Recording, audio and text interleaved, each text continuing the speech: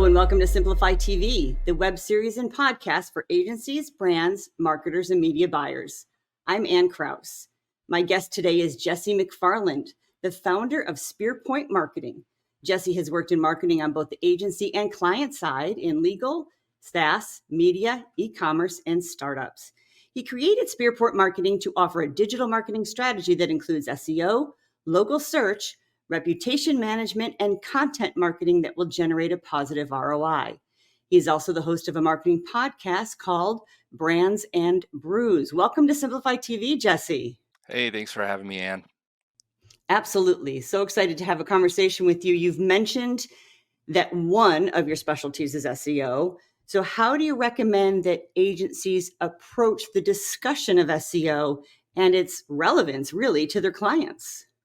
Yeah, the way I look at it is SEO should be explained that it's a long-term investment for your business.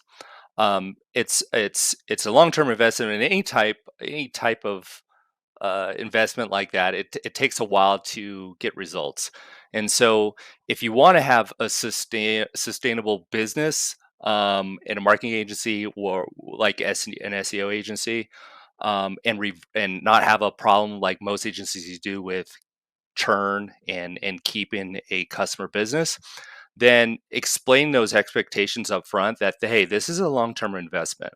This is not something that you're going to get a massive amount of customers within the first month, which a lot of agencies do that, and it's an easier way to get a sale, but it's impossible to deliver those type of results, and that's why you usually have a churn problem.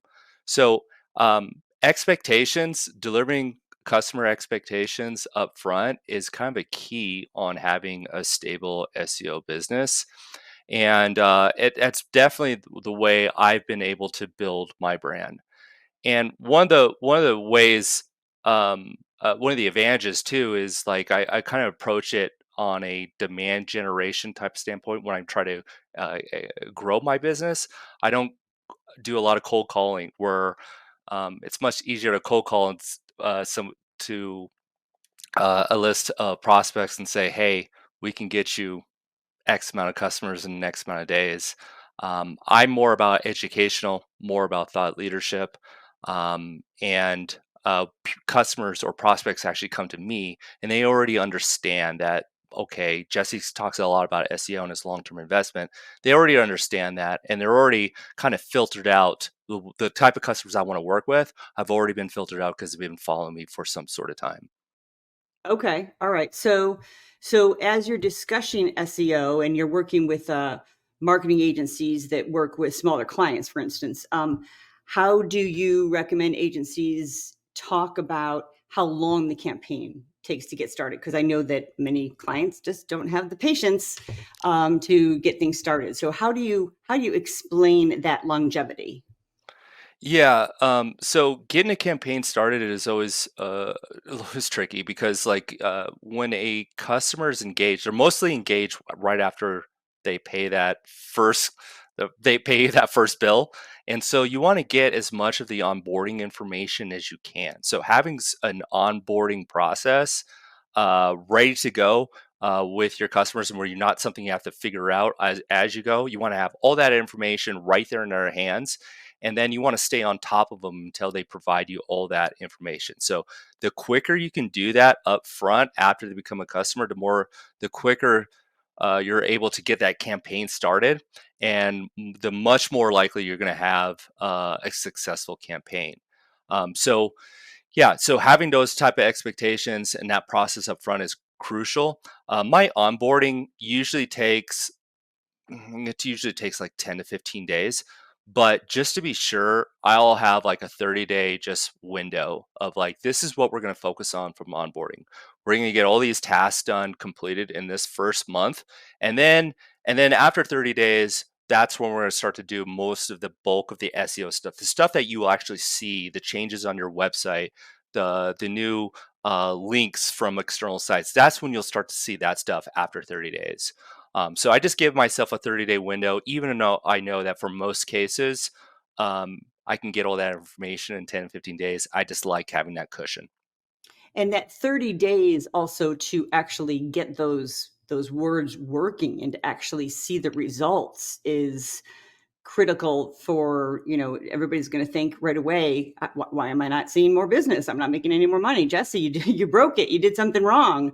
Yeah. So that's the part that I think is hardest for agencies and clients to understand sometimes, is just, it's a long tail. This is a long process.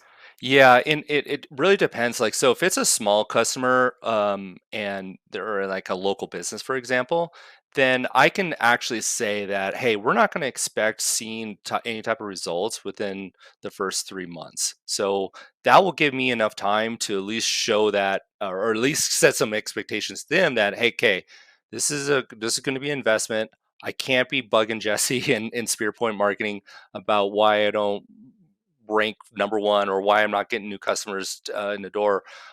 There's some sort of patience level, and I'm very confident that for most small business customers, I can get performance and show in our data that we're making progress within 3 months. So I just kind of set that bar really far up front, and again, it kind of all goes to like the way how I get my customers too. Is I talk a lot about that on LinkedIn. I talk a lot about that in the blogging.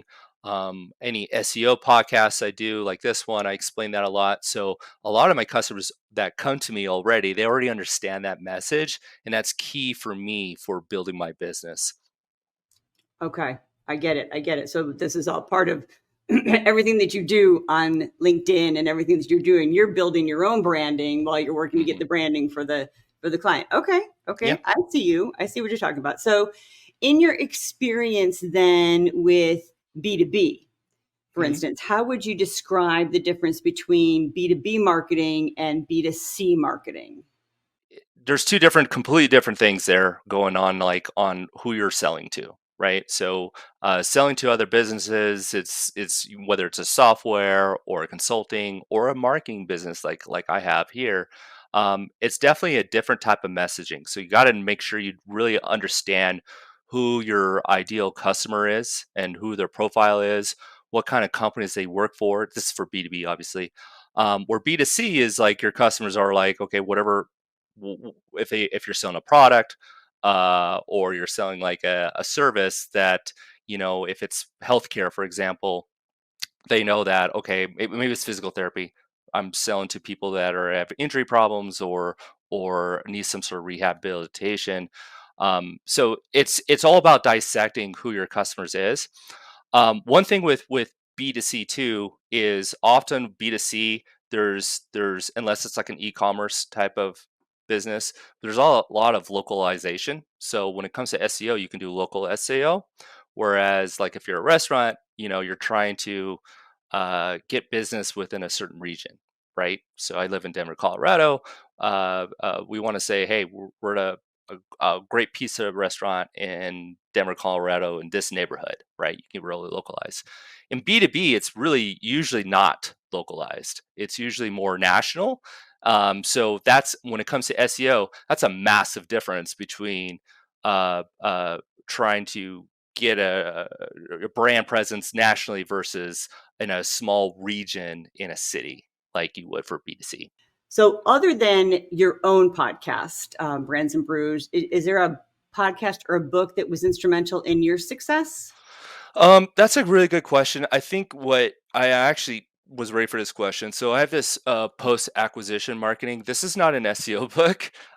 This is from Shiv. I'll have to give you his last name. I can't pronounce it right now. Darn it. But this is a really great book for, especially in the B2B space. So if you're into like B2B marketing or even B2B SEO or whatever, book is a great work.